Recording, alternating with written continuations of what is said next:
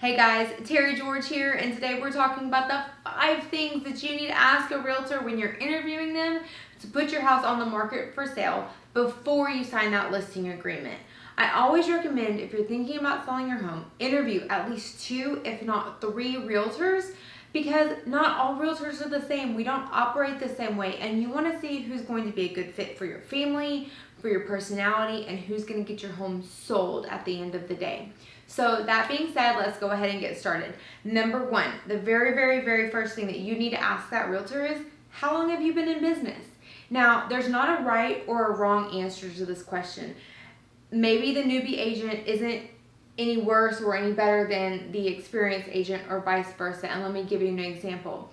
If you've got a newbie agent and they've got tons of energy and lots of fresh ideas and they have a really great mentor to help them out along the way, then that experience or lack of experience may be okay because they've got the energy and the mentor to help them should some issues arise during your transaction.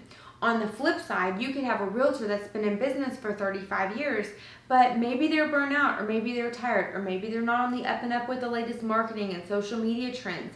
So in that case, the newbie agent would go over the experienced agent. So that question is mainly just to open up some dialogue and kind of see how that realtor operates and see what kind of experience they've got. Okay, question number 2, second question that you want to ask. And this is my favorite. Are you a full-time or a part-time agent? So everybody nowadays has a side hustle. We talk about it, you see it on social media, side hustle, side hustle, side hustle. Side hustles are okay as long as real estate is not your side hustle. You want real estate to be the full-time job of the agent that you're hiring, and they can have something else as the side hustle as long as it does not interfere with the sale of your house. And let me give you an example. If you've got a teacher, a secretary, they work 9 to 5 or a 7 to 4 or whatever it may be, that might not be the best fit. And this is why. The banks close at 5, the title companies close at 5. We have so many time is of the essence clauses in our contracts that you want to make sure that whoever you're hiring to sell your home is going to answer their phone, check their email, and be available to communicate with you during normal business hours. If you've got a job that restricts that, then that might be a little bit hard.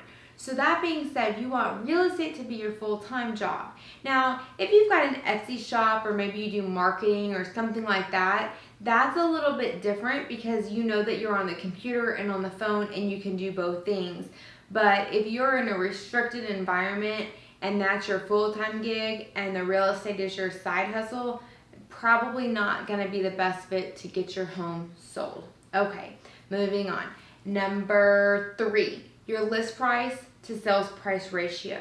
So if you're asking X amount of dollars for your house, you want to know that that agent is going to get you X amount of dollars for your house.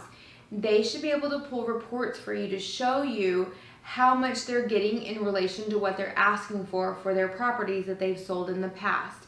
This is really important, but it's also market determinable. So for example, if you're in a buyer's market or a seller's market, those numbers and those ratios may change a little bit. If you're in a seller's market, you should be at least 100%. If you're in a buyer's market, it's going to be a little bit less. But again, this opens up that dialogue, right? Okay, number 4, marketing strategy.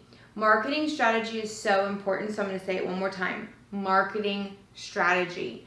If you're with a big branded company, a nationally recognized brokerage firm, you're going to have so many tools to help get that property sold. Now, is everybody using those tools? Probably not. You could have 50 agents all with the same firm and their marketing strategies may all be a little bit different. So you want to ask the realtor, what is their strategy? They need to orally express that to you and also written express that to you. And the reason being is because you want to know on paper what they're guaranteeing you. So are they posting on social media? Are they doing print? Are they doing open houses? What does that look like? And are those marketing efforts results driven or just for show? So that's the other thing you want to add. A little caveat to that is you can have an agent and they may do all of these things and they send you this big old list, right? but how much of those are actually getting you a buyer and at what price. So you want to discuss marketing strategy. And last but not least, number 5 is references. Now, we can all Google. We all know how to Google these days, or YouTube or whatnot. And you can go to Zillow, the local MLS, whatever it may be, and you can find reviews. But agents are really sneaky. And they can send those reviews only to the people, like those little requests, only to the people that are going to give them really good reviews. And so it can kind of create a bias. And that's okay, because you're not going to get the people that had really bad experiences unless somewhere they blasted them on the internet.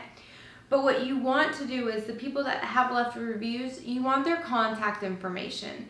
And you want to call them and you want to say, hey, this marketing strategy that this agent offered, did they actually do that marketing strategy on your home? Or was that just talk? How long did your house sit on the market? Did your agent communicate with you? There's tons of questions that you can ask those references other than, hey, I loved my realtor. It was a really great experience. That was my sister's brother-in-law's best friend, and we love her to death. You want to know about the entire process. So I hope those 5 questions help you when you are selecting your new agent. I've got more questions that will be coming soon in a part 2, so stay tuned. And for all of your real estate questions or real estate advice, feel free to comment or send me a message. I'd love to be able to help you out. All right, guys, have a great week. Talk to you soon. Bye.